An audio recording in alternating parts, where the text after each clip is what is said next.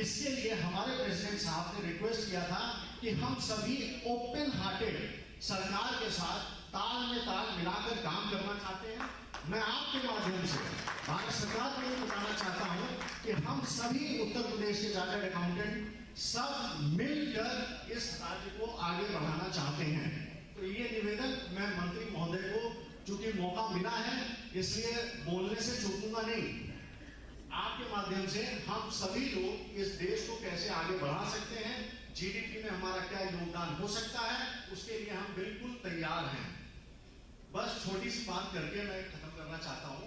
हमारे यहाँ सर एक ऐसा कॉन्फ्रेंस होता है सर पूरे दुनिया को मिला के, जैसे हमारा WHO है, जैसे हमारा WTO है, वैसे ही हमारी एक वर्ल्ड कांग्रेस होती है। पूरे दुनिया के जितने भी अकाउंटिंग बॉडीज हैं उनको मिलाकर वो बॉडी काम करती है। वो वर्ल्ड कांग्रेस का जो इतिहास है वो 118 वर्ष पुराना इतिहास है और अलग अलग देशों में वो कॉन्फ्रेंस ऑर्गेनाइज करी जाती है। तो ये जो हमारी वर्ल्ड कांग्रेस ऑफ अकाउंटेंट्स की सभा है वो इस बार हमारे भारत देश को मिला है। मैं एक बार जरूर चाहता हूं कि सब लोग तालियां बजाइए जोरदार। ये हमारे 100 साल के इतिहास में पहली बार हमको ये करने का मौका मिला है। मैं आप सभी लोगों से अनुरोध करूंगा कि वो 18 से 21 नवंबर मुंबई में आयोजित करी जा रही है। सब लोग कृपया उसे जरूर ज्वाइन करें। धन्यवाद।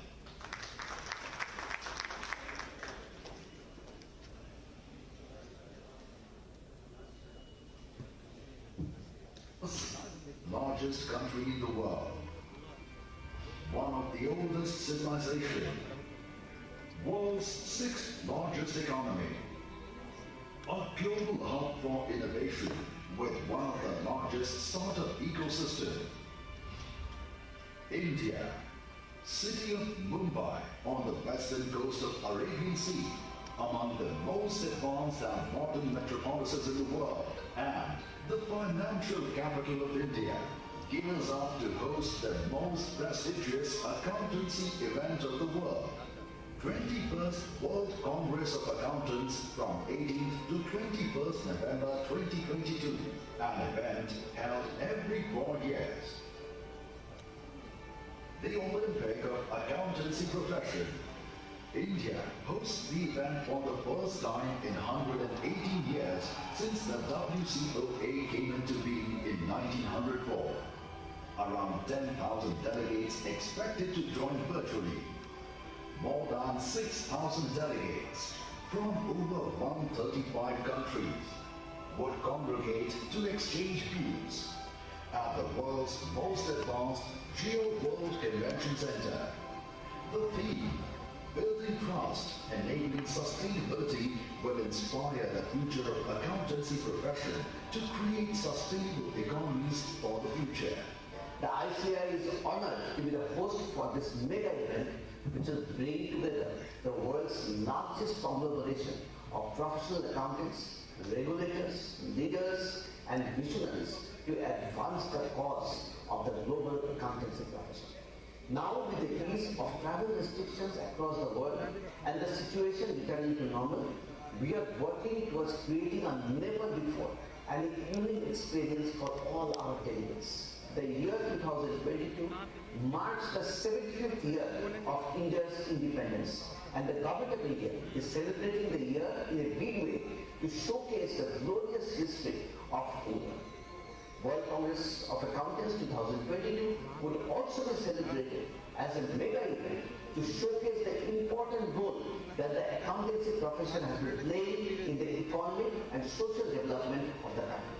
A never before witnessed unique experience of learning future trends, emerging avenues, enhancing skill sets, networking, and to explore the incredible India awaits you.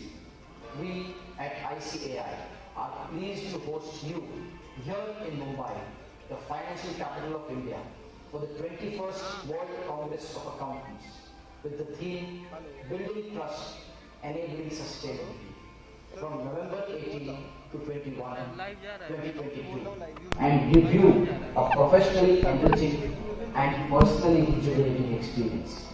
We are hopeful that the conference shall be stimulating and productive, and your stay in India will be a memorable experience. Once again, we invite you for this enthralling convergence in India, the land of multicultural, historical, and spiritual inheritance since centuries. Insights from the stalwarts of the profession, international and national standard setters, regulators and trendsetters will constitute the panel of speakers at WCOA 2022. Let your dream get bigger. Come, be a part of this mega celebration. For registration and sponsorship opportunities, contact. Organized by Institute of Chartered Accountants of India under the aegis of IFAC. हम सभी ने अभी अपने chairman साहब को और हमारे vice president Shri Niket तलाती जी को और प्रेसिडेंट श्री देवाशीष मित्रा जी को सुना। अब मैं रिक्वेस्ट करूंगा श्री अभिषेक पांडे जी हमारे रीजनल काउंसिल मेंबर और लखनऊ ब्रांच के एक्स ऑफिशियल मेंबर से कि वे अपने विचार व्यक्त करें।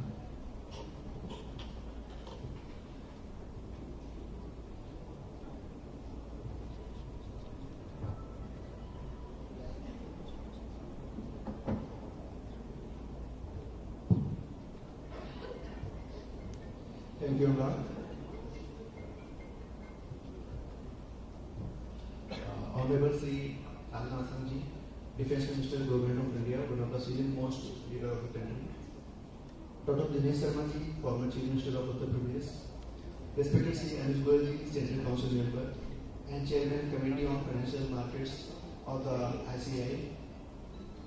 Dignitaries on and off the dais, respected seniors and dear friends. A very good afternoon to all of you. Friends, with the chartered accountants over the years have become partners in nation building. Because our role is not limited to helping enterprises to present true and fair financial statements, but because we are partners in nation building, we help in spreading the policies of the government to the common man of India. We also help in implementing various laws in the country with the same object, the connecting on financial markets and investors protection is working, and organizing so many programs on capital market for chartered accountants so that we can have rich knowledge about capital markets and can help our clients to protect their money. It will in turn help the Indian capital market. We are grateful that Sri Rajnath Singh is given his valuable time to us. I am sure his words of wisdom will certainly help us a lot, and we will be more effective partners in nation building. I stop myself here as we all are eager to hear our chief guest and guest of honor, Sri Dinesh Sharma. Thank you.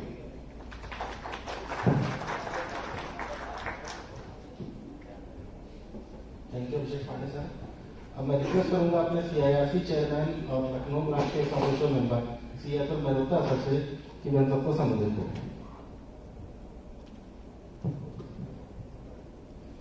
Thank you, Anurag, for today's MC of this very important and valuable session. Very respected Rajnath Ji, who is from our own city and from Uttar Pradesh, जो हमारे भारत सरकार के रक्षा मंत्री जी हैं, हमारे बीच में दिनेश शर्मा जी जो मुख्यमंत्री हमारे हैं और कर्मठ सदस्यों में नेताओं में माने जाते हैं, Anuj Goyal ji very senior council member of our institute, Anurag ji, Abhishek ji, आप सभी लोगों का बहुत बहुत स्वागत। और हमारे जो बीच में आज मुख्य अतिथि हैं उनकी जो भाषा है वो इतनी संयमित भाषा के धनी हैं राजनाथ सिंह जी, और उनकी सफलता हम सबको अच्छे से पता है कि उनकी सफलता का मूल मंत्र क्या है, उनकी स्वच्छ छवि। सर, आपकी छवि की वजह से हम सब और पूरे देशवासी आपके कायल हैं और आपके अनुयायी हैं और आपका सम्मान हर जगह हर उसी नजर से किया जाता है। आपके जो कभी कोई व्यक्तित्व तो ऐसा होता है कि जैसे कहीं पर भी कोई गैदरिंग हुई, आम जनता की पब्लिक हुई, किसी भी शहर से किसी भी गली से आप निकल जाएं तो सर आपके अंदर वो ताकत है कि आप लोगों को, आप जो है वो गैदरिंग को आप भीड़ शब्द तो कहना ठीक नहीं रहेगा, उसको अपने बातों से, अपने शब्दों से, अपनी आवाज से, अपनी गहराई से, अपने डेडिकेशन से, आपका जो कमिटमेंट है देश के प्रति, उससे ऐसा मंत्र मुग्ध हो जाते हैं लोग कि आपकी सफलता का राज ही यही है। बहुत बहुत धन्यवाद सर आपका हमारे बीच में आज आने के लिए। कुशल वक्ता के साथ साथ हमारे राजनाथ सिंह जी की जो बॉडी लैंग्वेज है वो भी बहुत प्रभावी है और यूपी के बहुत ही प्रभावी हमारे नेता हैं। और राजनाथ सिंह जी के लिए 2 लाइनें भी जरूर बोलूंगा मैं, आज्ञा आपकी हो सर। सुनकर कर दे अनसुनी ऐसी आपकी आवाज नहीं, मिलकर कोई भूल जाए ऐसे आपके अल्फाज नहीं, किसी महफिल में छुप जाएं ऐसे आपके अंदाज नहीं, और सूरज से चमकते हैं ये किसी परिचय के मोहताज नहीं। बहुत जोरदार तालियां हमारे राजनाथ सिंह जी को।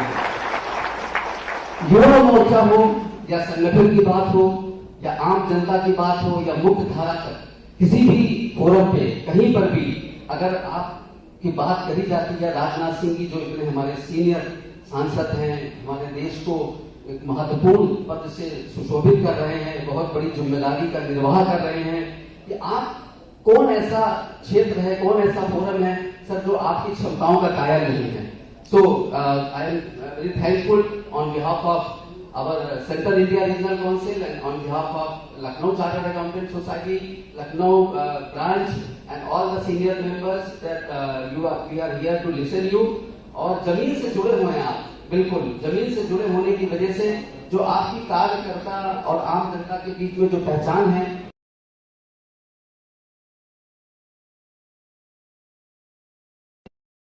आपकी इमेज है, जो आपका एक छाप है लोगों पे, एक मेहनती बहुत ही डेडिकेटेड व्यक्ति के रूप में है। और हमने कहीं पढ़ा भी था कि अगर मेहनत अगर आदत बन जाए तो कामयाबी मुकद्दर बन जाती है, और वो हम सब देख रहे हैं। Thank you so much, thank you. जोरदार तालियों से बहुत बहुत स्वागत आपका, थैंक यू।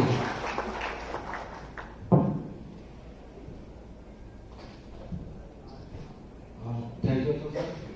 जैसा कि आप लोग जानते हैं कि आज का प्रोग्राम लखनऊ ब्रांच द्वारा होस्ट किया जा रहा है और ये प्रोग्राम आयोजित किया जा रहा है committee on financial market and investor protection committee द्वारा, जिसके चेयरमैन हमारे सेंट्रल काउंसिल मेंबर श्री अनुज गोयल जी हैं। अब मैं अनुज गोयल सर से रिक्वेस्ट करूंगा कि वे मंच से अपने विचार व्यक्त करें।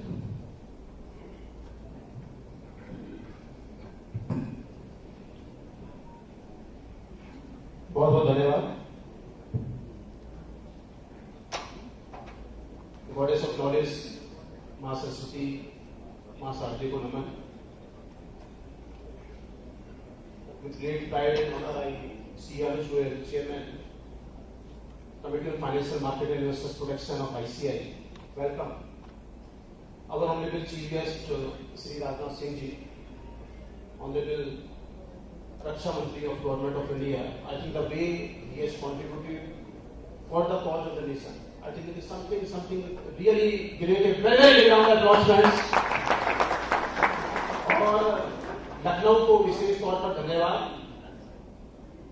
कि उन्होंने उनको माननीय सांसद के रूप में मोदी जी को दिया, और मोदी जी को भी उन्होंने ही हमें दिया, क्योंकि जब आप भाजपा के राष्ट्रीय अध्यक्ष थे, आपने मोदी जी का नाम as prime minister candidate propose किया, और उन्हीं की देन है कि मोदी जी आज प्रधानमंत्री के रूप में देश का नाम पूरे विश्व में रोशन कर रहे हैं। और मैं क्योंकि गाजियाबाद से हूं और आप माननीय सांसद रहे हैं गाजियाबाद में, हमें पता है निकट से कि कितना कैसे किस तरीके से आप जनता से जुड़े रहे हैं, यूथ से जुड़े रहे हैं। मुझे लगता है ऐसा लीडर बहुत बिरले ही होते हैं। तो लखनऊ का सौभाग्य है, हमारा सौभाग्य है कि आप यहाँ से सांसद हैं और माननीय रक्षा मंत्री हैं देश के, और देश की रक्षा मंत्री अगर आप हैं तो मुझे लगता है देश किसी भी चुनौती का सामना कर सकता है, और वो खुद ही सामना कर भी रहा है। And I think he is one of the senior most political leaders of the country, and he must not be aware that he started his political career as a student activist with Akhil Bharatiya Vidyarthi Parishad ABVP, and then he became the Chief Minister of Uttar Pradesh, and went on to become the BJP national president, and of course produced the prime minister. And friends, as defense minister, he has undertaken several initiatives to increase women's participation in various departments and field operations. Very important, even in field operations. The proposal for induction of women in the corpus of military police in the Indian Army as soldiers were taken by him as defense minister, and the decision to recruit 1,700 women military personnel was also taken under his able leadership. And friends, promoting the spirit of Make in India, I was just discussing with Honorable Defense Minister, sir, that as I am the chairman of the research committee of the institute, and when Piyush Goyal ji that was the commerce minister, we submitted a research study on the supply chain which is there in the Australia, and China was the major partner. And on that research study, ultimately at the end of the day, the MOU has been taken place between India and Australia, and now India will be the key supply chain partner of the Australia. In the same way, we are very eager. We have already initiated that in the defense sector, how we can really prove ourselves, not only the producer, but also an exporter. I think it is the need of our, and India is having the ability, and the Institute of Chartered Accountants of India, which do produce the best accounting professionals across the globe. I think we are the second largest accounting body of the world, and before the Constitution of India came into existence on 26 January 1950, before that Institute of Chartered Accountants of India on 1st July 1949 came into existence by a special act of parliament, the Chartered Accountants Act 1949. So that was the need just after independence of the India, that we should have the defense personnels in the economic sector, and I am quite confident that in your mission of Atmanirbhar Bharat, we will certainly do something very, very concrete. Dr. Amit Agarwal ji is the secretary of the committee, and we will approach to your good office to see that how we can do some very, very good research. We have already initiated to see that how we can have the import substitution, which is very, very important as far as the defense sector is concerned. And you must be aware that in that mission of Atmanirbhar Bharat, our Honorable Raksha Mantri Shri Rajnath Singh ji in August 20 decided to ban the import of 101 defense related items.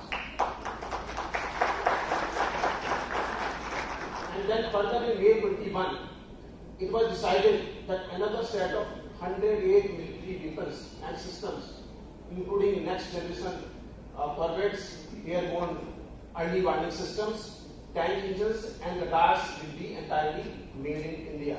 I think something really great. Even after decades in politics, the teacher in him lives on, and he enjoys interacting with India's students and youth, because he is having the roots with the Akhil Bharatiya Vidyarthi Parishad, and his dream to see India as a country that provides leadership to the world, not only the economic field, but in all the walks of life. We are, of course, behind the schedule. We are having our very, very prominent leader from the state of Uttar Pradesh, Dr. Dinesh Sharma ji, who has led the Uttar Pradesh as Deputy Chief Minister of Uttar Pradesh. A very, very big round of applause, friends. Atul Mehta ji, Chairman CIRC, Abhishek Pandey ji, our Honorable Regional Council Member, and of course Ashish Pathak ji, the Chairman of the Lucknow branch, and entire team, the Vice Chairman, the Secretary, the Sakasa Chairman, each and every member of the Managing Committee of Lucknow branch, Dr. Amit Agarwal ji, Secretary of the committee, and all our honorable leaders of the profession and senior chartered accountants here in Lucknow. I think we are committed to see that how we can really do something very, very concrete for the cause of the nation, and as a real partner in nation building, we are committed to really do something very, very concrete. I was just discussing in the previous session, sir, that in this year we are having the target of organizing more than 2,000 investors awareness program, and today only we are having very, very prominent investors awareness program for the defense ministry. You must not be aware. And the sleep is coming, I don't know. When the most important thing is there, then that sleep will come. And that investors awareness program is for the retiring army officers of Rajputana Rifles at New Delhi. And I urge our Honorable Defence Minister to organize the customized investors awareness program for various army personals, Virangas, the war widows, so that whatever they are having, how they can generate very, very good revenue out of that. I think that should be our endeavor. And we are having the target, I already told, to organize more than 2,000 investors awareness programs. And we organized in Assam, the governor of the Assam was there, Jagdish Mukhi ji, for the NCC candidates. And it was very well taken. So we will certainly see that how Dr. Mittalwal, the secretary is here, that how we can really do something very, very concrete for the army persons also. And I will not be taking your further time, as we are very, very eager to hear our Honorable Chief Guest, Honorable Defence Minister of the country, Rajnath Singh ji. May I request once again to welcome Honorable Defence Minister by a very, very big round of applause. Thank you very much.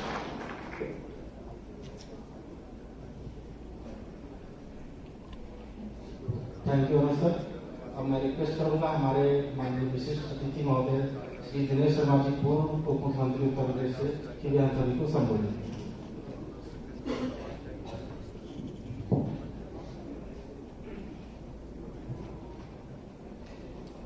संपूर्ण भारत को एक रक्षा के क्षेत्र में एक गृह मंत्री के रूप में एक अलग दिशा निर्देशन देने का जो काम किया है, ऐसे हमारे सम्मानित लखनऊ के सांसद, हम सबके मार्गदर्शक आदरणीय श्री राजनाथ सिंह जी, आदरणीय श्री अनुज गोयल जी, आदरणीय श्री आशीष कुमार पाठक जी, श्री अभिषेक पांडे जी, श्री अतुल मेहरोत्रा जी, श्री अशोक सेठ जी, पवन धवन जी, सभी उपस्थित महानुभाव। अर्थशास्त्र और रक्षा शास्त्र का परस्पर संबंध की चर्चा यहां पर आई है। निश्चित रूप में रक्षा मंत्री के रूप में आपने जो ऊपरी व्यय थे, जो अतिरिक्त व्यय थे, या जिनको कहिए जो अनावश्यक व्यय थे, उनका नियंत्रण की जो प्रावधि की है, उसका परिणाम ये है कि आज राफेल भी आता है हिंदुस्तान में तो पहले से काफी कम कीमत पर आता है, और हिंदुस्तान में काफी कम कीमत पर वो बनता है। प्रत्येक क्षेत्र में एक अनुपयोगी जो व्यवहार थे उन पर नियंत्रण का काम रक्षा मंत्रालय पर हुआ है। हम सब जानते हैं कि आज आपकी जो चार्टर्ड अकाउंटेंट्स, जो institute of chartered accountants of India का जो वर्कशॉप है, वो फाइनेंशियल मार्केट पे है। मैं पढ़ा करता था, फ्रांस में एक व्यक्ति लंदन, ब्रिटेन के बारे में जानकारी प्राप्त करने के लिए जा रहा था। उसने जो ब्रिटेन से लौटकर आए हुए लोग थे उनसे पूछा कि मुझे क्या चीज की जानकारी प्राप्त करनी चाहिए। उसने कहा, if you want to know how things in Britain are going on, don't study the House of Commons but watch in London Stock Exchange. आपको लंदन स्टॉक एक्सचेंज की गतिविधियों का विवरण करने से आपको ब्रिटेन की आर्थिक स्थिति के साथ साथ देश की मजबूती का आकलन हो जाएगा। यानी उस समय के सर्वशक्तिशाली देश का आकलन करने का मापक जो था वो स्टॉक एक्सचेंज की गतिविधियां, स्टॉक मार्केट की जो गतिविधियां थी उनसे वो नियंत्रण का भावना आती थी। आज निश्चित रूप में दुनिया में जो अर्थ का विश्लेषण का कार्य है वो पूंजी के प्रवाह से और वित्तीय प्रबंधन के आधार पर हम कर सकते हैं। और पूंजी के प्रवाह को नियंत्रित करने का जो काम है वो बेहतर तरीके से जो हमारे, मैं तो रक्षा मंत्री नहीं कहूंगा, अर्थ प्रबंधन के क्षेत्र के जो प्रबंधी हैं, जो रक्षक हैं, अर्थ की व्यवस्थाओं को नियंत्रित भी करते हैं, दिशा निर्देशित भी करते हैं, ऐसे हमारे चार्टर्ड अकाउंटेंट्स के कंधों पर है। और आपका जो सुझाव है कि जो सरकार के कार्यों में जो चार्टर्ड अकाउंटेंट्स की जो सहभागिता है, निश्चित रूप में बहुत महत्वपूर्ण आपका सुझाव था। और मैं जब नया 2017 में मैं डिप्टी चीफ मिनिस्टर बना था, तो मैंने ये आपका सुझाव आज भी लिखित रूप में होगा कि मैंने जब हमारी औद्योगिक नीति बन रही थी, उस मंत्रिमंडल समूह का मैं अध्यक्ष था, और उसमें मैंने अर्थशास्त्र, जो अर्थशास्त्री हैं या अर्थ विशेषज्ञ हैं या चार्टर्ड अकाउंटेंट्स हैं, इनको जो लेखा परीक्षकों की तरीके से या हर विभागों में जो हमारा वित्तीय प्रबंधन है, उनका आकलन है, उनका अंकेक्षण है, उनकी उपयोगिता का उसमें समावेश हो सके, इस प्रकार के सुझाव उसमें हमने समावेशित किए थे। और मेरा ये मानना है कि आज सारी दुनिया उसी तरफ चल रही है। तो बोलते हैं, किसी ने पूछा कि मुद्रा क्या है, तो उसका एक लाइन में जवाब दिया कि money is what money does. मुद्रा वो है जो मुद्रा का काम करे, और जो मुद्रा का काम करे उसको नियंत्रित करने का काम कौन करे? आप ऐसे लोग उसको नियंत्रित करने का काम करते हैं। और निश्चित रूप में समय के बदलाव के साथ भारत की व्यवस्थाओं में परिवर्तन हुआ है। जो आयातों के आधार पर विदेशी मुद्रा हमारे दूसरे देशों में का आगमन होता था और विदेशी मुद्रा का प्रभाव, हमारा वर्चस्व बढ़ता था, आज भारत एक्सपोर्ट प्रमोशन के अंतर्गत, आज निर्यात संवर्धन नीति के अंतर्गत उसमें संतुलन स्थापित कर रहा है व्यवसाय में। और इसका शुभ परिणाम पूंजी निवेश के लिए जब इन्वेस्टर्स मीट हुई थी उत्तर प्रदेश में, तो 4,68,000 करोड़ रुपए का इन्वेस्टमेंट के प्रस्ताव आए थे, और इनमें से 3 लाख करोड़ के इन्वेस्टमेंट के प्रस्ताव आज उत्तर प्रदेश सरकार के धरातल पर है। और मुझे सौभाग्य था, मेरे पास IT इलेक्ट्रॉनिक्स का विभाग भी था, उनमें 65% जो इन्वेस्टमेंट आया था 3 लाख करोड़ में जो धरातल पे है, उसमें 65% जो इन्वेस्टमेंट है, पूंजी निवेश है, वो IT विभाग से है। आज एशिया का सबसे बड़ा डाटा सेंटर आज उत्तर प्रदेश में लग चुका है, लगभग लग चुका है, और 3 डाटा सेंटर्स और आ रहे हैं। आज 100 मोबाइल पूरे भारतवर्ष में बनते हैं, तो 3 मोबाइल आज उत्तर प्रदेश में बन रहे हैं। आज पूंजी निवेश का सबसे बेहतर कोई स्थान अगर मिल रहा है, तो उसको लोग उत्तर प्रदेश के रूप में आज पसंद कर रहे हैं, पसंदीदा क्षेत्र आ रहा है। और जो आप कहते हैं कि एक खिड़की के अंतर्गत विंडो सिस्टम जो है, सारी समस्याओं का निस्तारण हो, उस पर तेजी से हम आगे बढ़े हैं। स्टार्टअप नीति का आधिपत्य बढ़ा है, और मैं एजुकेशन विभाग भी मेरे पास में था और IT भी था। हमने 1,000 करोड़ रुपए का अपने जो हायर एजुकेशन के अंतर्गत विद्यालय थे, उनमें हमने स्टार्टअप के लिए फंड को जनरेट किया था। और आज वो धीरे धीरे कई जगह पे स्टार्टअप जो है आज मल्टीनेशनल कंपनी के रूप में सामने आ रहे हैं। मैं कह सकता हूं कि समय के बदलाव के साथ अर्थतंत्र का प्रबंधन एक महत्वपूर्ण विषय है। आप ऐसे अर्थ विशेषज्ञों का समागम निश्चित रूप में एक विश्लेषण और एक उपसंहार के रूप में एक निष्कर्ष की तरफ आज की जो सेमिनार है पहुंचेगी। माननीय श्री राजनाथ सिंह जी का विषय विज्ञान है, लेकिन अर्थ से जो उनका लगाव है, आर्थिक रूप में उन्होंने जिस क्षेत्र में भी रहे, शिक्षा में रहे, वित्तवेता के साथ साथ कार्यों की उपयोगिता, गुणवत्ता, इन सारी चीजों पर उनका वर्चस्व स्थापित रहा है। मैं यही कहूंगा कि लखनऊ का सौभाग्य है कि माननीय श्री अटल बिहारी वाजपेयी जी से विराट व्यक्तित्व के अंतर्राष्ट्रीय विश्व नेता का मार्गदर्शन लखनऊ को प्राप्त हुआ, और आज एक बृहद सोच के साथ इस लखनऊ की एक बड़ी कल्पनाओं के साथ कि हमारा लखनऊ चारों तरफ रिंग रोड बन जाए, लखनऊ में मेट्रो का संचालन तेजी से बढ़ जाए, 17-18 से क्या और भी ज्यादा यहाँ के जो बाईपास है पुल वो उनका निर्माण हो जाए, चारों तरफ सड़कें, इंफ्रास्ट्रक्चर अच्छा हो जाए, इसकी कल्पनाओं के साथ इस प्रकार के सेमिनार के माध्यम से जो आपके सुझाव हैं उनको भारत सरकार के स्तर पर भी और उत्तर प्रदेश सरकार के स्तर पर भी कैसे क्रियान्वित किया जा सके, इसके तरफ निश्चित रूप में केंद्र सरकार भी और उत्तर प्रदेश सरकार भी आगे बढ़ेगी। आपका ये सुझाव कि जो चार्टर्ड अकाउंटेंट्स हैं उनके साथ सरकार का एक बेहतर समन्वय होकर उनकी उपयोगिता का पूरी तरीके से उपयोग करते हुए आगे बढ़ सके, उत्तर प्रदेश सरकार ये सुझाव मैंने माननीय मुख्यमंत्री तक संप्रेषित किया है। आपके जो चार्टर्ड अकाउंटेंट्स के जो ऑल इंडिया जो आपकी कॉन्फ्रेंस हुई थी उसके बाद मेरी मुलाकात उनसे हुई थी और मैंने आपके सुझाव को संप्रेषित किया है। फिर भी मैं कहूँगा कि एक आपका जो कमेटी है वो पूरी चीज़ों को लिख के टू द पॉइंट, तो 3-4 बिंदु हो सकते हैं। एक परिकल्पना, उत्तर प्रदेश का विकास के नए मापदंड कैसे हो। $1 ट्रिलियन की इकोनॉमी हमारा लक्ष्य रखा गया है, $3 ट्रिलियन की इकोनॉमी का लक्ष्य भारत का है और $1 ट्रिलियन की इकोनॉमी का लक्ष्य उत्तर प्रदेश का है। जल्दी ही हमारा, मैं समझता हूँ कि महीने 2 महीने के अंतर्गत जो है पूंजी निवेश के लिए इन्वेस्टर्स मीट होने जा रहा है लखनऊ में। उससे पहले हम क्या चीजें और कर सकते हैं अर्थ प्रबंधन की दृष्टि से, आपके एक बेहतर सुझाव और माननीय मुख्यमंत्री तक का उनको पहुंचाने का मैं आपके बीच में मैं कह सकता हूँ कि डाकिया का काम कर सकता हूँ, पोस्टमैन का काम कर सकता हूँ, संवाहक के रूप में आपकी सारी चीजों को पहुंचाने का मैं काम करूंगा। आपने मुझे आमंत्रित किया, हम लोग सुनने माननीय राजनाथ सिंह जी को आए हैं।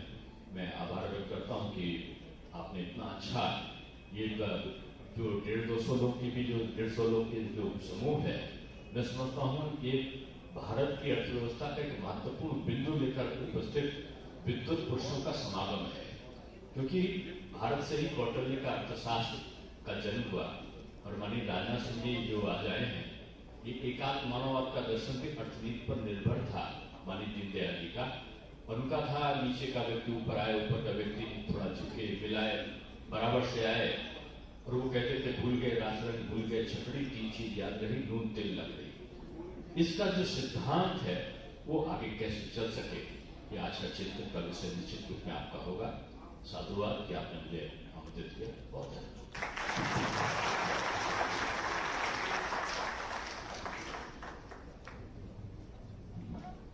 धन्यवाद सर।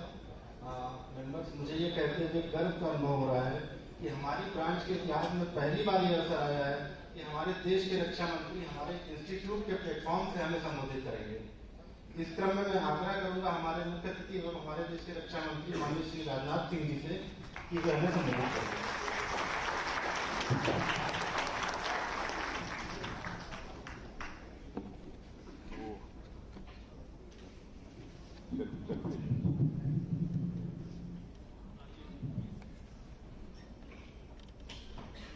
उत्तर प्रदेश के पूर्व मुख्यमंत्री डॉक्टर दिनेश शर्मा और चेयरमैन ICI श्री अमित गोयल, श्री आशीष पाठक, chairman Lucknow branch, Shri Atul ji Mehrotra, chairman CIRC, और Shri Abhishek ji Pandey, regional council member, और यहाँ पर मौजूद इस ऑर्गेनाइजेशन से संबंधित मेरे सभी सम्मानित मित्रों, जिसमें मुझे यह बताया गया था कि इस कार्यक्रम में मुझे उपस्थित रहना है। पहले मैंने सोचा कि मैं जाऊंगा 5 मिनट 10 मिनट 15 मिनट का एक्सटेम्पोर्ड स्पीच देकर मैं चला, लेकिन मुझे यह बताया गया कि नहीं साहब, आपको कम से कम 30-35 मिनट तक बोलना है।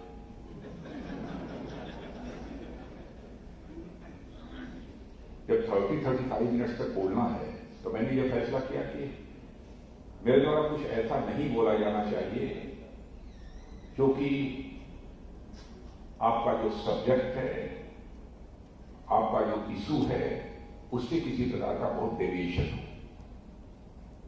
तो मैंने एक स्पीच प्रिपेयर करी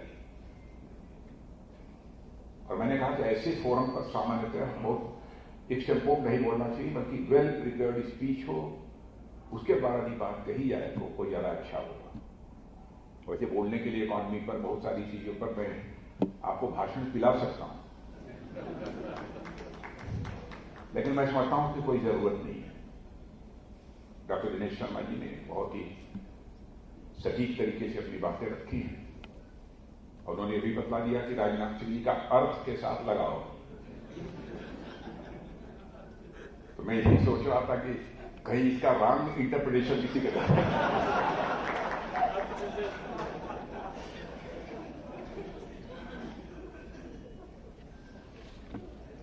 मित्रों, इस कार्यक्रम में आप सबने मुझे आमंत्रित किया है, इसके लिए मैं आप सबके प्रति आभार व्यक्त करता हूं।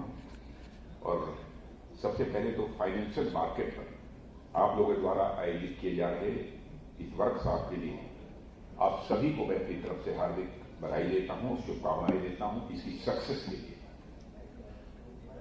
इस तरह के वर्कशॉप पार्टिसिपेंट्स को न केवल इकॉनमी से जुड़े नए नए डेवलपमेंट्स के बारे में अपडेट करते हैं, बल्कि सामने आने वाले चैलेंजेस से भी कैसे निपटा जा सकता है, चैलेंजेस को कैसे बीट आउट कर सकते हैं, उसके लिए ट्रेन भी करने का काम करते हैं। वर्कशॉप किसी भी फील्ड में पार्टिसिपेंट्स के लिए इंटेलेक्चुअल रिन्यूअल का काम करता है और मैं समझता हूं कि यह वर्कशॉप भी अपने जितने भी पार्टिसिपेंट्स हैं सारे पार्टिसिपेंट्स को ट्रेन भी करेगा, स्किल भी करेगा, उन्हें मोटिवेट भी करेगा और इतना ही नहीं बल्कि उन्हें एनर्जाइज करने में भी यह कामयाब होगा, ऐसा मेरा पूरा विश्वास है। जैसा मैंने पहले कहा कि इसमें आपने कार्यक्रम में मुझे आमंत्रित किया, इसे मैं अपना सौभाग्य मानता हूं।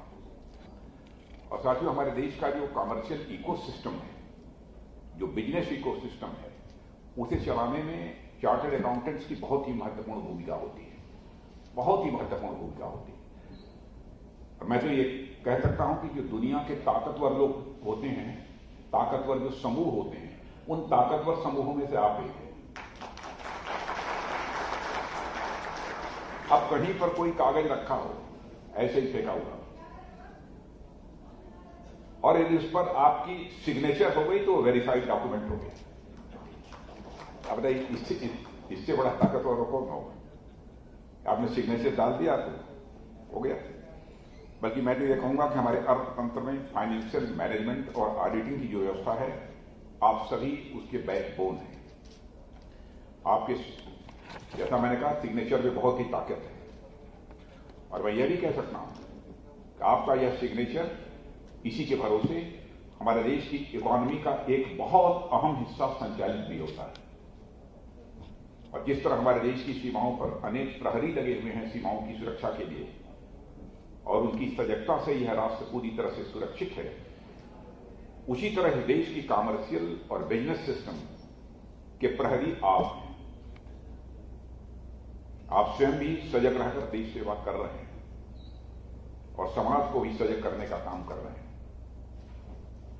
भारतीय दर्शन में धर्म, अर्थ, काम, मोक्ष, चार चीजों की चर्चा की गई है। इन्हें चार पुरुषार्थ कहा गया है। उसमें धर्म को अर्थ से आगे कहा गया है। धर्म का मतलब इन्हें पूजा पाठ करना, मंदिर में जाकर पूजा करना, मस्जिद में जाकर इबादत करना, चर्च में जाकर सजदा करना, इसका उद्देश्य नहीं है। धर्म का अर्थ दायित्व बोध से, एक ड्यूटी से, और उससे मेरा मतलब मानव के मानव, परिवार, समाज, राष्ट्र, यहां तक कि समस्त जगत के प्रति नैतिक दायित्व से हमारे धर्म का तात्पर्य। यानी धन किसी मनुष्य द्वारा नैतिक रूप से कमाया गया हो और ऑडिटेड हो, अनर्गल रूप से संचित न हो। आप सब भी हमारे समाज में धनोपार्जन की सूचिता तय करने वाले एक प्रमुख लोगों में से, ऐसा मैं मानता हूं। यदि आप न रहें तो मैं समझता हूं कि समाज में जो धन अर्जित करने की सूचिता होती है, जो पवित्रता होती है, वह न रहे। और साथियों, आप सभी हमारे फाइनेंशियल सिस्टम के कॉमर्शियल कीपर भी हैं और समाज में फाइनेंशियल या अदर इंस्टीट्यूशंस के प्रति लोगों का जो ट्रस्ट बना हुआ है, उसमें उसके आप एक बहुत ही महत्वपूर्ण ट्रस्टी भी हैं। इसलिए हमारे समाज में जो प्रोफेशन सबसे अधिक सम्मानित और सबसे अधिक रिस्पॉन्सिबल हैं चार्टर्ड अकाउंटेंट्स। मैं समझता हूं कि उनमें से एक है, और ऐसे में आपका और भी महत्वपूर्ण कर्तव्य बनता है कि आप अपने इस सम्मान को किसी भी कीमत पर कायम रखें, किसी भी कीमत पर इस पर आंच न आने दें। ईमानदारी से तो किसी भी कीमत पर समझौता नहीं किया जा सकता है। मैं तो यही कहना चाहूंगा, यदि आपको लगता है आपका कोई साथी डिसऑनेस्ट है तो उसे अलग करने में भी आप रंच मात्र संकोच न करें। ताली नहीं बजाइएगा।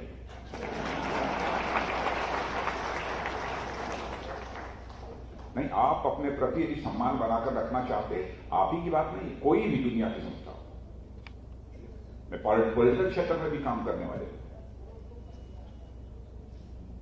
पॉलिटिकल पार्टीज की भी रिस्पॉन्सिबिलिटी बनती है, जिसके बारे में अथेंटिक जानकारी मिली, इसने कहीं पर गड़बड़ किया है तो उसे सीधे बाहर करना चाहिए दूध की मक्खी की तरह।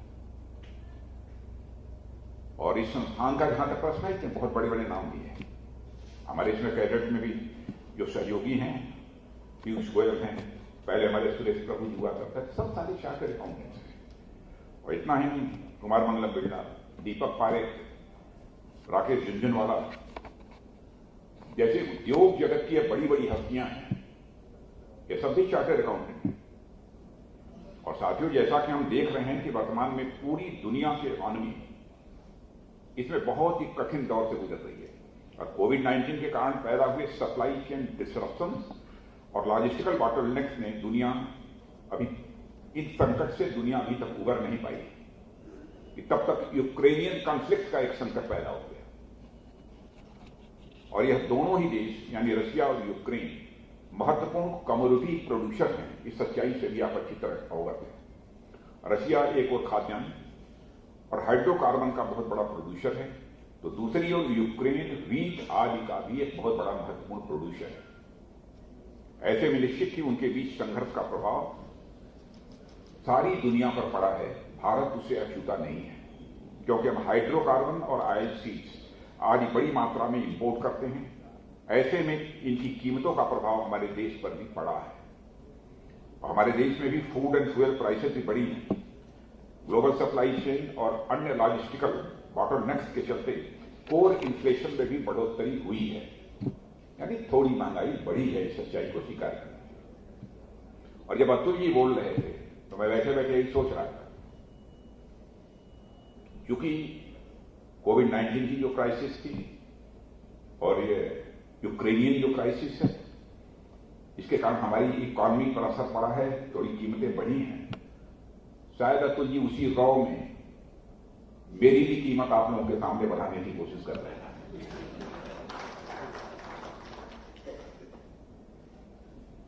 और कोविड-19 के कारण भी जो डिस्टर्बेंसेज और अनसर्टेनिटीज पैदा हुई थी, उन्होंने प्राइवेट कंजम्पशन एक्सपेंडिचर में कमी की, और वह अभी पूरी तरह से रिकवर नहीं हो पाई है। कॉन्टैक्ट बेस्ड सर्विसेज जैसे होटल्स वगैरह, कॉन्टैक्ट बेस्ड सर्विसेज, होटल्स है, ट्रांसपोर्ट है, इन सब सारी चीजों की ग्रोथ को भी आपने देखा होगा कि पहले के कंपेरिजन में ये धीमी हुई है। और हमारे आसपास के देशों में भी यदि आप देखें तो नेपाल, पाकिस्तान, श्रीलंका और दुनिया के अन्य कई देश भी काफी स्ट्रगल कर रहे हैं इस समय। पर इन चुनौतियों से निपटने के लिए हमने अपने कदम उठाए हैं, और उनके परिणाम भी अब धीरे धीरे हम सबको दिखाई देने लगे हैं। और आपने अनेक एजेंसीज के सर्वे देखे हों जो ये बताते हैं कि भारत दुनिया में फास्टेस्ट ग्रोइंग मेजर इकोनॉमीज में से एक है, और लगातार आगे बढ़ रहा है। और हमारा एक्सपोर्ट भी एक के बाद एक नया रिकॉर्ड बना रहा है, और आगे भी इसके ऊपर ही उठने की पूरी संभावना है। कुछ एक्सेप्शंस के साथ हाल में जो कुछ हम लोगों ने किया है, ऑस्ट्रेलिया के साथ फ्री ट्रेड पर एक मेजर एग्रीमेंट साइन किया गया है, गवर्नमेंट ने किया है, और हमारे अन्य पार्टनर कंट्रीज के साथ भी ऐसे ही ट्रेड एग्रीमेंट्स के लिए काम चल रहे हैं। डोमेस्टिक ऑयल सीड प्रोडक्शन को प्रोत्साहन दिया गया है। इस प्रकार के कई स्टेप्स उठाए गए हैं। रिजर्व बैंक ऑफ इंडिया का यहां तक प्रश्न है, आप सबको जानकारी है, देश में महंगाई को कम करने के लिए कुछ इधर आवश्यक कदम उठाए गए। उसका भी परिणाम मैं समझता हूं कि तुरंत न दिखाई देता हो, लेकिन जल्द ही उसके परिणाम हम सबके सामने आने चाहिए। और मित्रों, आप सबसे बेहतर कौन जानता है कि इनकम टैक्स हो या फिर जीएसटी, इनका जितना कलेक्शन हुआ है इसके बारे में अब तक सोचा भी नहीं गया था। और खासकर ऐसे समय में जब दुनिया कोविड के संकट से त्रस्त हो, और जब मैं यहां टैक्स कलेक्शन की बात कर रहा हूं तो ये अपने आप में कोई लक्ष्य नहीं है, बल्कि यह लोकहित की पूर्ति का इसे एक साधन मैं मानता हूं। टैक्सेशन जनहित के कार्यों को संपन्न करने का एक माध्यम होता है। टैक्सेशन न हो, टैक्स यदि न हो, लोकहित के बहुत सारे काम नहीं किए जा सकते।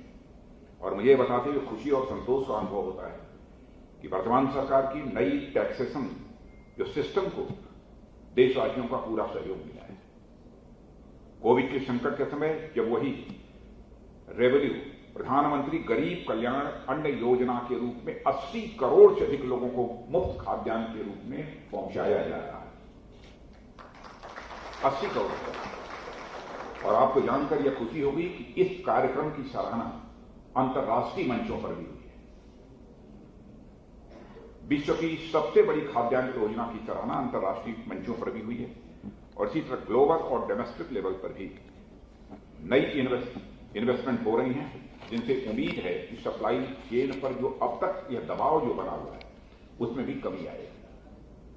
और आप लोग अवगत होंगे कि प्रधानमंत्री जी ने कुछ समय पहले पीएम गति शक्ति मास्टर प्लान एक इंट्रोड्यूस किया है, लगभग 100 लाख करोड़ रुपए का पीएम गति शक्ति। इसकी जानकारी आपको मिली होगी। और मैं जानता हूं लॉजिस्टिकल जो बॉटलनेक्स हैं, सप्लाई चेन का जो डिसरप्शन है, इसको दूर करने के लिए हमारा यह एक long term response. 100 lakh crore रुपए के परिणाम तुरंत नहीं दिखाई देंगे, लेकिन इसमें समय लगेगा। और इस मास्टर प्लान को एग्जीक्यूट करने के लिए 100 लाख करोड़ रुपए के एक्सपेंडिचर को हम लोगों ने इनविजन किया है। और केवल इनविजन ही नहीं किया है, केवल हम लोगों ने इसकी घोषणा ही नहीं की है, उस पर अमल भी करना हम लोगों ने प्रारंभ किया है। कहां कहां अमल किया है कि मैं इस पर चर्चा करूंगा, तब 10-15 मिनट का समय और लगेगा। आप सब चार्टर्ड अकाउंटेंट्स हैं, जानते हैं, इसलिए उस डिटेल में नहीं जाऊंगा।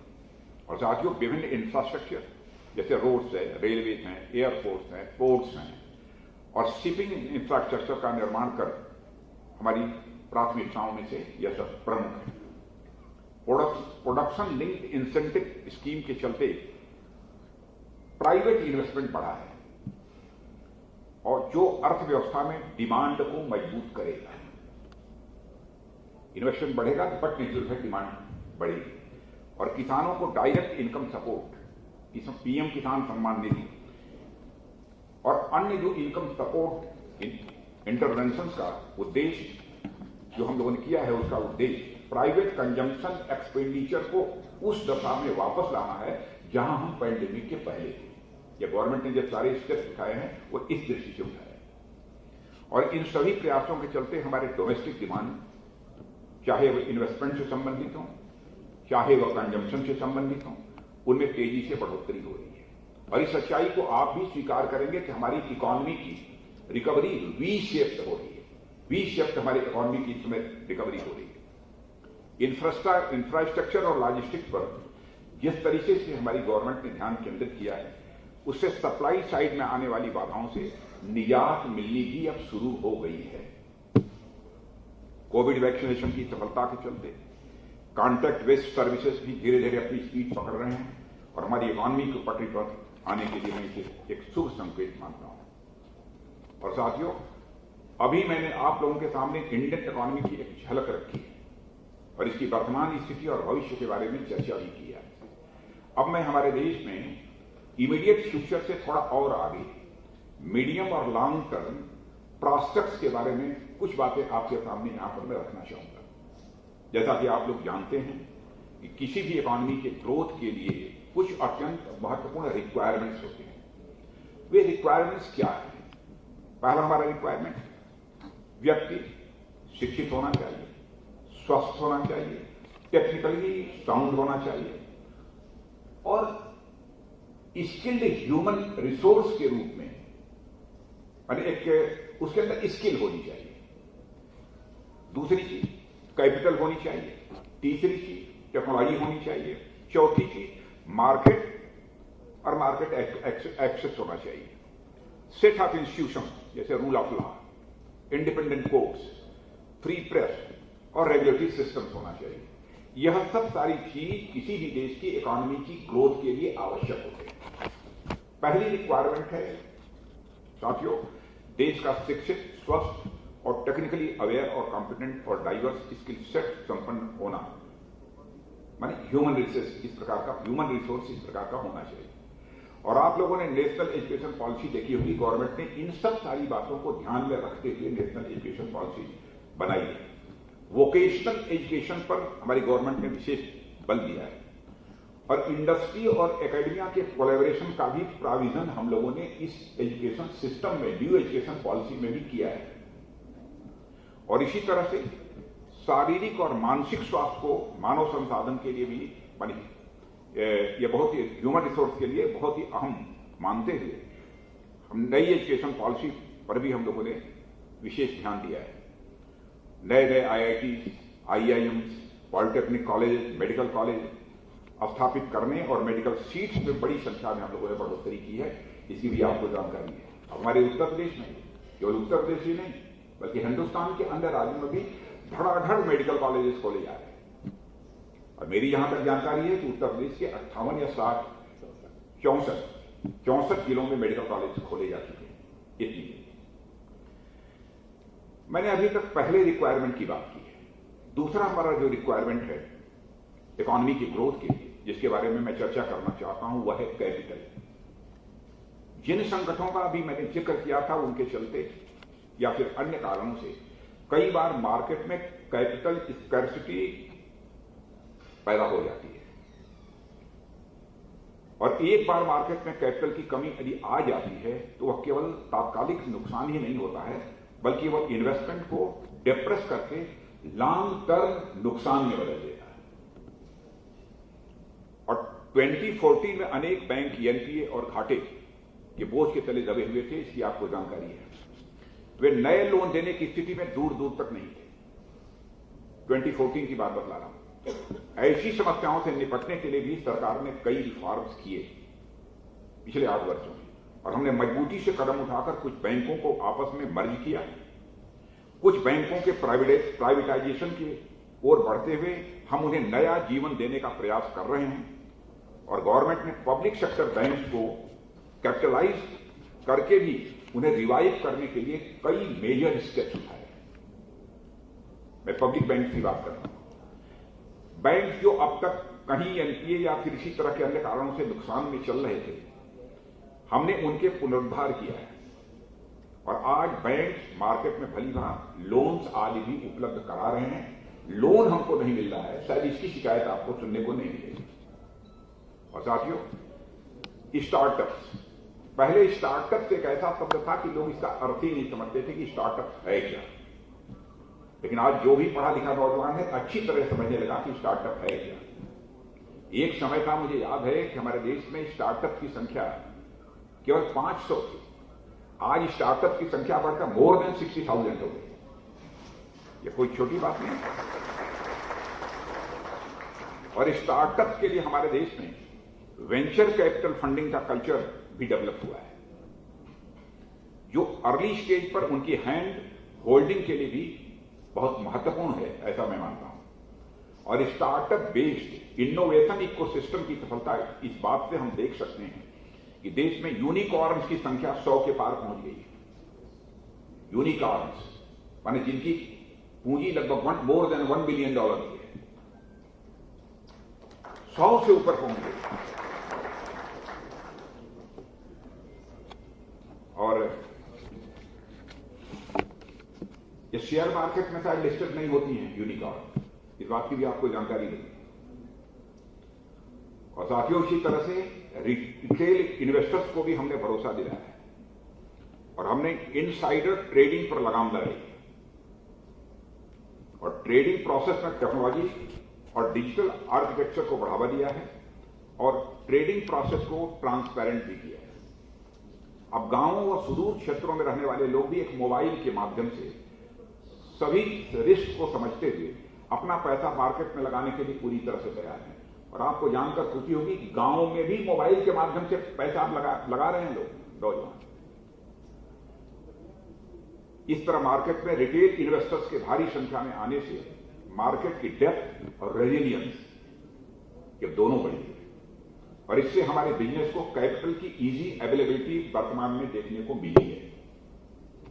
और तीसरा प्रमुख कंपोनेंट जिसकी मैंने चर्चा की थी for the growth of economy वह है टेक्नोलॉजी। इसको बढ़ावा देने के लिए भी हमारी गवर्नमेंट ने कई मेजर स्टेप्स लिए हैं। उदाहरण के लिए हमारे जो रिसर्च एंड डेवलपमेंट इस्टेब्लिशमेंट्स हैं, चाहे वो CSIR हो, चाहे हमारा डिफेंस का DRDO हो, हमने उन्हें बड़े स्तर पर रिफॉर्म्स लाने का भी प्रयास किया है। और इसके अलावा आपने देखा होगा कि जो रिसर्च हमारी एकेडमिया यानी यूनिवर्सिटी या फिर इंजीनियरिंग और मेडिकल कॉलेज में हो रही थी, उनमें और इंडस्ट्री में बड़ा गैप था, दोनों के बीच कोई लिंकेज नहीं था। ऐसे में रिसर्च इंस्टीट्यूशन में जो रिसर्च एंड डेवलपमेंट हो रही थी उनको इंडस्ट्री में अप्लाई करने में काफी मुश्किल होती थी। नतीजा यह होता था कि दोनों ही पार्टी के विकास में बाधा आती है। पर हमने इन दोनों के बीच के गैप को पाटने का कार्य किया है ताकि लैब और इंडस्ट्री के बीच की दूरी को कम किया जा सके। और यह दोनों ही पक्षों के लिए मैं यह मानता हूं कि यह विन विन सिचुएशन है। और दुनिया भर में देखा गया है साथियों कि स्टार्टअप इनोवेशन का एक प्रमुख माध्यम होते हैं और ऐसे में स्टार्टअप की हैंड होल्डिंग करना, उन्हें आगे बढ़ाना, यह हमारा केवल साधारण काम नहीं है बल्कि इसे मैं मानता हूं कि यह बहुत ही आज की स्थिति में पुनीत कर्तव्य है। और इनोवेशन फॉर डिफेंस एक्सलेंस जिसका भी नाम आपने सुना होगा, IDEX, एक ऐसा ही महत्वपूर्ण कदम है। शायद समाचार पत्रों के माध्यम से आपको इस बात की भी जानकारी मिली होगी कि एक IDEX प्राइम को हमने लॉन्च किया है, अभी कुछ ही महीनों पहले उसे लॉन्च किया है। इसमें पहले ग्रांट के रूप में अमाउंट जो दिया जाता था वह 1.5 करोड़ था। उस 1.5 करोड़ को IDEX प्राइम स्कीम में बढ़ाकर उसको मैंने एकाएक 10 करोड़ रुपये कर दिया। 1.5 करोड़ से बढ़ाकर 10 करोड़। यह हमारे इनोवेटर्स और स्टार्टअप्स को एक अच्छा एक्सपोजर प्रदान कर रहा है और निश्चित ही इसमें आगे बढ़ोतरी होगी ऐसा मेरा विश्वास है। और इसी तरह DRDO का एक महत्वपूर्ण कदम टेक्नोलॉजी डेवलपमेंट फंड है, जिसे हम शार्ट भाषा में TDF कहते हैं, जो हमारी सेनाओं के लिए मौजूदा प्रोडक्ट, सिस्टम, प्रोसेस आदि में अपग्रेड और नए इनोवेशन के लिए फाइनेंशियल सपोर्ट भी प्रदान करता है। और साथियों, दुनिया की एडवांस टेक्नोलॉजी प्राप्त करने के लिए भी हमारी गवर्नमेंट ने कई प्रयास किए हैं और हम लोगों ने साफ और दो टूक शब्दों में कहा है कि जो भारत में इन्वेस्ट करना चाहता है हम उसका स्वागत करते हैं। और आपने देखा होगा कि बहुत सारे प्रोसेस को भी, इन्वेस्टमेंट के सारे सिस्टम को काफी हम लोगों ने काफी उसको सरल बनाया है। पहले केवल 49% हुआ करता था ऑटोमेटिक रूप, अब बढ़ाकर 74% कर दिया।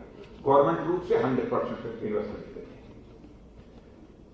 साथियों, अगले कंपोनेंट यानी मार्केट पर मैं अधिक क्या कहूं, क्योंकि हमारी इंडस्ट्री को अपने देश में मार्केट उपलब्ध कराना हमारी आत्मनिर्भरता का जो कमिटमेंट है, इस कमिटमेंट का एक बहुत ही महत्वपूर्ण हिस्सा है।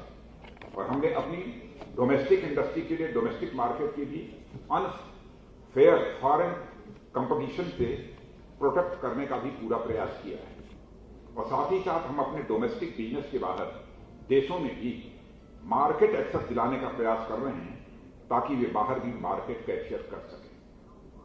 और साथियों, डिफेंस के क्षेत्र की मैं क्या बात करूं, इतना ही कहूंगा, सेल्फ रिलायंस का जो हमारा संकल्प है, इस संकल्प को पूरा करने के लिए, आत्मनिर्भर भारत का संकल्प पूरा करने के लिए हम लोगों ने अब तक इस समय का जो कैपिटल बजट है हमारा डिफेंस का, उसमें 68% हम लोगों ने यह तय कर दिया है कि यह डोमेस्टिक इंडस्ट्री हो जाएगा। 68% पूरे कैपिटल बजट का डोमेस्टिक इंडस्ट्री हो जाएगा। और आपको जानकर यह खुशी होगी, इस 68% का 25% तय कर दिया है कि केवल प्राइवेट इंडस्ट्री, ये पहली बार है। और मुझे कहते हुए खुशी होती है कि इनके परिणाम अब हमारे सामने आने लगे हैं और हमारा डिफेंस एक्सपोर्ट पिछले कुछ वर्षों की तुलना में कई गुना बढ़ गया है, जिसके बारे में पहले कभी कोई कल्पना भी नहीं करता था। और इसी प्रकार सेट ऑफ इंस्टीट्यूशंस भी किसी भी इकॉनमी को बढ़ाने में अपनी महत्वपूर्ण भूमिका निभाते हैं। ये सारे चार्टर्ड अकाउंटेंट इस बात को अच्छी तरह समझते हैं। और सेट ऑफ इंस्टीट्यूशंस से मेरा तात्पर्य है कि ऐसे नियम, कानून, व्यवस्थाएं, संस्थाएं जो मार्केट प्लेयर्स को free and fair business environment मुहैया करते हैं, उनको मैं कह रहा हूं सेट ऑफ इंस्टीट्यूशन। नियमों कानूनों का उद्देश्य यह हो कि वह इन्वेस्टर्स के इंटरेस्ट और मार्केट की शुचिता, उसकी पवित्रता, दोनों को की सुरक्षा सुनिश्चित करते हुए फ्री एंड फेयर प्ले को प्रोत्साहन दें, फ्री एंड फेयर प्ले को प्रमोट करें, इनकरेज करें। इसके लिए भी पिछले दिनों हमने कई रिफॉर्म्स किए और हमने अपने इंस्टीट्यूशंस को बिजनेस फैसिलिटेटर बनाने की ओर भी कई कदम उठाए हैं। मित्रों, हमारे सिस्टम में अनेक तरह के ऐसे रूल्स थे जिनकी वजह से मार्केट पार्टिसिपेंट पर अनावश्यक बर्डन हुआ करता था। जाने कितने रूल्स और रेगुलेशंस अभी मौजूद थे जिनकी सार्थकता खत्म हो चुकी थी। ऐसे सारे निरर्थक और इलॉजिकल रूल्स को समाप्त करना भी वर्तमान सरकार द्वारा लाए गए प्रमुख रिफॉर्म में से एक है।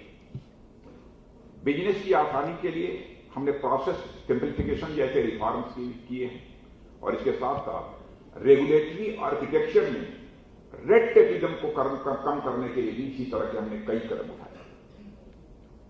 और इसी तरह का एक institution insolvency of bankruptcy code IBC, जिसके बारे में आप सभी अच्छी तरह परिचित हैं। यह कमजोर पड़ चुके बिजनेस को आसानी से एग्जिट प्रोवाइड करता है ताकि उन बिजनेस में फंसे हुए एसेट्स को अनलॉक करके इकोनॉमिक ग्रोथ के लिए नए सिरे से बिजनेसेस में डिप्लॉय किया जा सके। और साथियों, डीक्रिमिनलाइजेशन, छोटी सी गलती हो उठा के जेल में डाल दो, तो डीक्रिमिनलाइजेशन भी इसी दिशा में उठाया गया एक हमारा महत्वपूर्ण कदम है। और हमारी सरकार बिजनेसेस को इकोनॉमिक डेवलपमेंट में एक पार्टनर के तौर पर देखती है। हम अपने इंटरप्रेन्योर्स के साथ साधारण इंफ्रैक्शंस के लिए क्रिमिनल एक्शन न लेते हुए रेगुलेटरी एक्शन में हम विश्वास करते हैं। इसीलिए डीक्रिमिनलाइजेशन का स्टेप हमारी गवर्नमेंट ने उठाया है। डीक्रिमिनलाइजेशन करके हमारे बिजनेसेस को हमने भयमुक्त किया है। और इन सब को देखते हुए मुझे लगता है कि हमारी पूरी तैयारी है। हमारी इकॉनमी के सभी इंजन फायर कर रहे हैं। हमारी इकॉनमी के सभी इंजन फायर कर रहे हैं, यह मैं विश्वास के साथ कह सकता हूं। और यह भी मान लीजिए कि अब हम आगे उड़ान भरने के लिए भी यह पूरी तरह से तैयार है।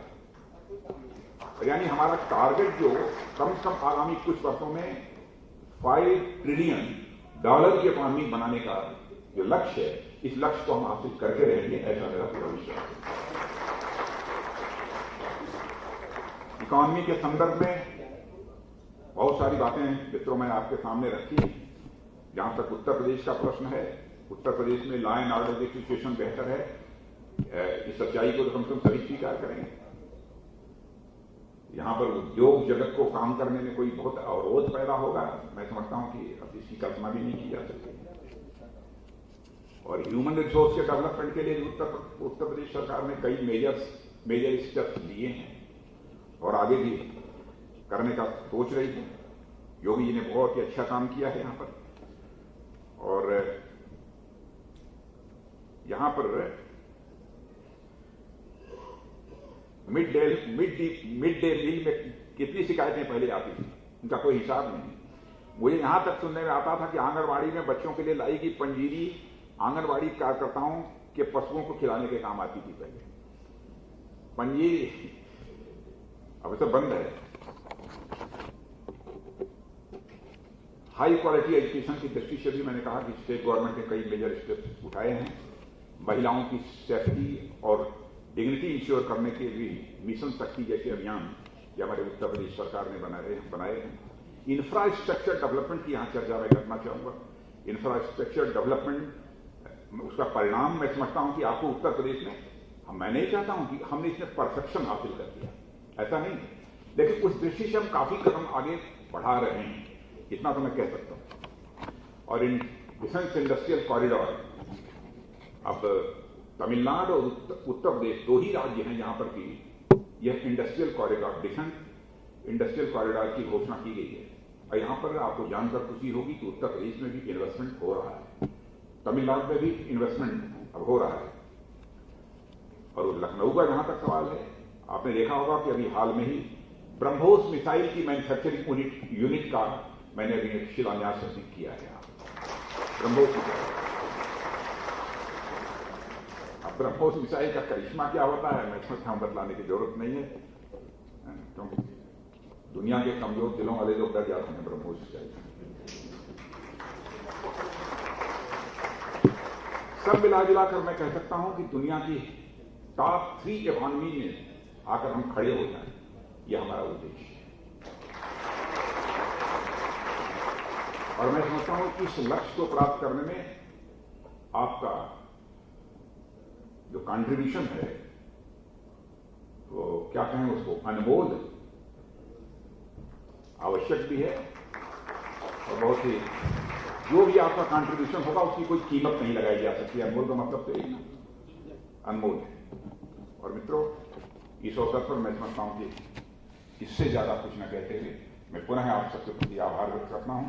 अनुज जी और सब सारे जितने अभिषेक जी और बैठे हमारे ये पाठक जी, अभिषेक जी, आप सबको मेरी तरफ से बहुत बहुत धन्यवाद और पुनः एक बार आप सबको हार्दिक शुभकामनाएं देते हुए इस दृष्टि से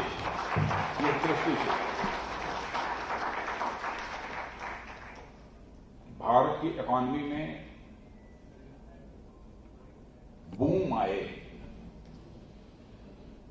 उसमें हमारे चार्टर्ड अकाउंटेंट्स को अपना रोल प्ले करने की परमात्मा क्षमता दे, इसके लिए आप सबको अपनी शुभकामनाएं देते हुए